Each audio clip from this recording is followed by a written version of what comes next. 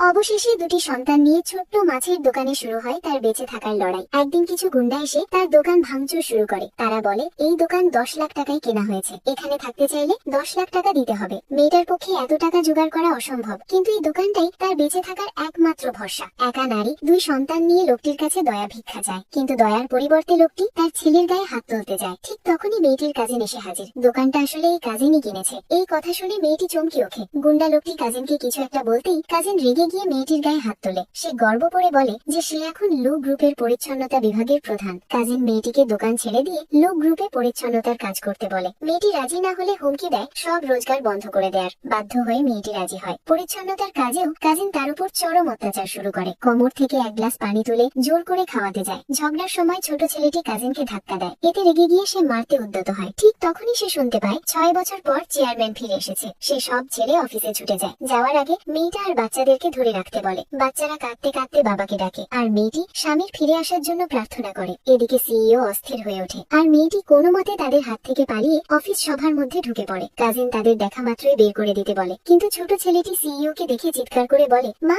ওই যে দেখো, বাবা ফিরে এসেছে। সে মুখ তুলে তাকাতেই তার বুকের ভিতরে ঢেউ ওঠে। হারিয়ে যাওয়া ভালোবাসা চোখের সামনে ভেসে ওঠে।